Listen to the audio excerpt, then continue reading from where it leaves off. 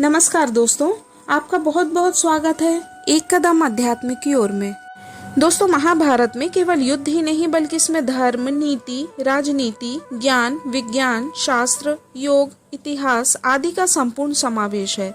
भीष्म पितामह को महाभारत का मुख्य पात्र माना जाता है। महाभारत के युद्ध में भीष्म पितामह भले ही अर्जुन के बाणों से शरशैया पर आ गए थे, लेकिन उनकी मृत्यु की वजह कोई और ही था। इसका नाम था शिखंडी। महाभारत में शिखंडी रहस्यमय पात्र माना गया है। कौन था शिखंडी जिसकी वजह से भीष्म पितामह को मृत्युशैया पर लेटना पड़ा? आइए जानते हैं इस वीडियो में। भीष्म पितामह ने आजीवन ब्रह्मचर्य का व्रत पालन करने की प्रतिज्ञा ली थी और साथ ही उन्होंने यह भी प्रतिज्ञा ली थी कि वे राजगद्दी पर कभी नहीं बैठेंगे।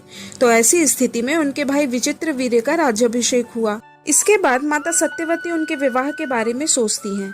उस समय पर काशी के महाराज ने अपनी तीनों राजकुमारियों अंबा, अंबिका और अंबालिका का स्वयंवर की घोषणा की और हस्तिनापुर के महाराज को आमंत्रित नहीं किया।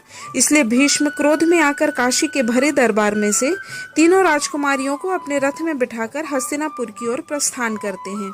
किंतु उसी समय राजकुमारी अंबा अपने मन की बात सत्यवती से कहती हैं कि वह शाल्व नरेश से प्रेम करती है और स्वयंवर में उसने भीष्म पितामह के भय के कारण अपने मन की बात राज दरबार में व्यक्त नहीं की।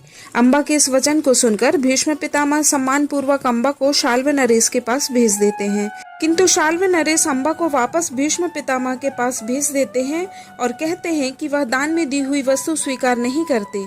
निराश होकर अंबा पुनः हस्तिनापुर लौट आती है और राजा विचित्रवीर्य के सामने विवाह का प्रस्ताव रखती है। तब राजा विचित्रवीर्य भी उसे विवाह करने से मना कर देते हैं।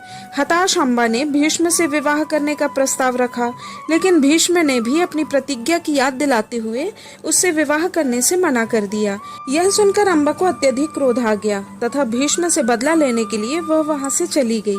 क्रोधित होकर अंबा भगवान परशुराम के पास गई। परशुराम जी भीष्म पितामह के गुरु थे।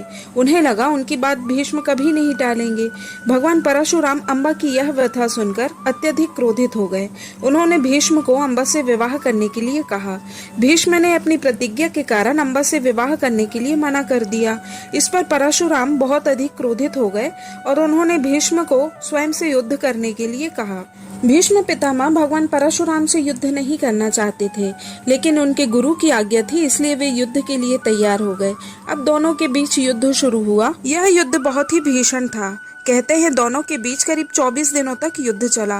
भीष्म पितामह और भगवान परशुराम दोनों ही अपने दिव्यास्त्र और ब्रह्मास्त्र का प्रयोग करते हैं। कभी भीष्म पितामह मूर्छित हो जाते हैं तो कभी भगवान परशुराम मूर्छित हो जाते हैं और युद्ध किसी परिणाम तक नहीं पहुंचता। दोनों ही बुरी तरह घायल हो जाते हैं। इस भीषण युद्ध को देखकर सारे देवता आकाश में प्रकट हो जाते हैं और दोनों को समझाते हैं। परशुराम जी से कहते हैं कि शस्त्रों का प्रयोग और इतना क्रोध करने एक ब्राह्मण का कार्य नहीं है।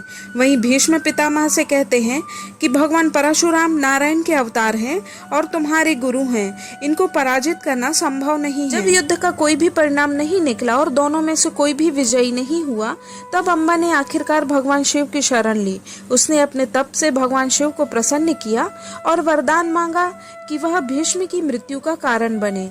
शिव ने कहा कि यह अगले जन्म में ही संभव हो सकेगा। अंबा ने भीष्म से बदला लेने के लिए अपना जीवन समाप्त कर दिया। अगले जन्म में अंबा ने शिखंडी के रूप में राजा द्रुपद के यहाँ जन्म लिया। राजा ने राजकुमारी का पालन पुरुष की तरह किया था। युवावस्था आने पर एक यक्ष ने शिखंडी को पुरुष बना दिया। महाभारत युद्ध के समय जब युद्ध में वह घड़ी आई कि भीष्म को हरा पाना असंभव हो गया, तब श्री कृष्ण ने शिखंडी को युद्ध में उतारा। भीष्म पितामह ने स्त्रियों पर शस्त्र नहीं उठाने की प्रतिज्ञा की थी। क्योंकि शिखंडी स्त्री से पुरुष बना था, इस वजह से भीष्म ने अपने शस्त्र रख दिए।